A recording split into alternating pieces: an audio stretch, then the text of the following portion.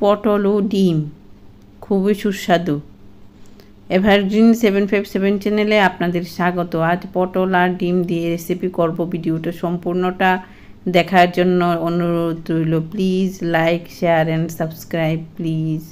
এই ইউনিক রেসিপিটা করার জন্য প্রধান উপকরণ নিয়েছি পটলগুলি খুব ভালো, এগুলি এভাবে কেটে নিয়েছি। পেঁয়াজ নিয়েছি, পেঁয়াজগুলি রেচন আছে কালো কালো, যে এগুলি রেচন বলে, এগুলি ভালো করে ধুয়ে নিতে হয়। পেঁয়াজের রেচন পরিষ্কার করে ধুয়ে নিতে হয়। পটলগুলিও ভালো করে ধুয়ে নিচ্ছি। কিছু কিছু খোসা আছে পটলগুলিতে, এভাবে গোল গোল করে কেটেছি। খাওয়ার সময় বিচিগুলি ফেলে দিতে হবে, বিচি খাবে না, পটলের বিচি ভালো না। পেঁয়াজগুলি নিয়েছি, পেঁয়াজগুলি কেটে নেব ঝিরি করে। টমেটো বিচি ফেলে কেটেছি। ডিম নিয়েছি 3টি ডিম, নুন দিয়ে ফেটিয়ে নেব। ডিমটা এভাবে ফেটিয়ে নিচ্ছি। পোলট্রি ডিম, যে কোনো ডিম দিয়ে করা যায়, হাঁসের ডিম, মুরগির ডিম দিয়েও করা যাবে। আমি পোলট্রি ডিম দিয়ে করছি। এভাবে নুনটা মিশিয়ে নিলাম, ডিমটা ফেটিয়ে নিলাম।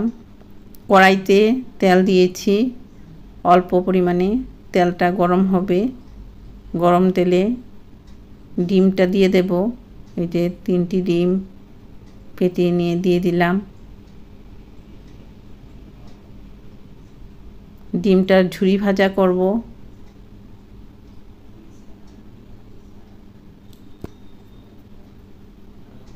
ডিমগুলি ভাজা করার জন্য ছোট ছোট টুকরো করে নেব। ডিমটা এরকম ভাজা হবে, এরকম ছোট ছোট টুকরো হবে। কড়াইতে আবার তেল দিলাম অল্প পরিমাণে, তেলটা মাখিয়ে নেব, তেলটা গরম করে নেব। তেলের মধ্যে কাঁচা লঙ্কা কুচি, পেঁয়াজ কুচি দিয়ে দিলাম। পেঁয়াজ এখানে ভাজা হচ্ছে। পেঁয়াজগুলি খুলে খুলে দিচ্ছি, সেপারেট করে দিচ্ছি। পেঁয়াজগুলি সুন্দর ভাজা হবে। পেঁয়াজটা এরকম ভাজা হয়েছে।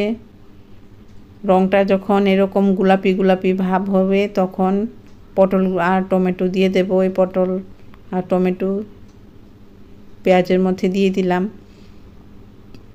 পরিমাণ বুঝে নুন দিলাম, হলুদ দিয়ে দিলাম।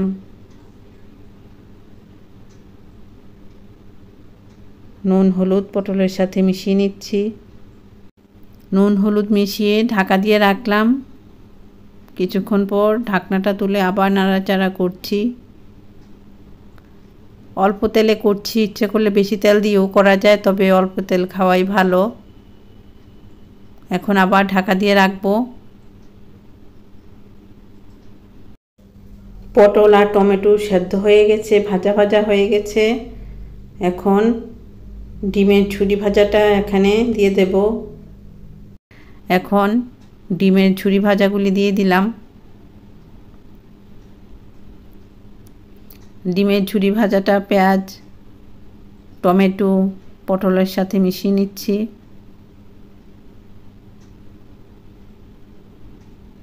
এখন আবারও ঢাকা দিয়ে দেব।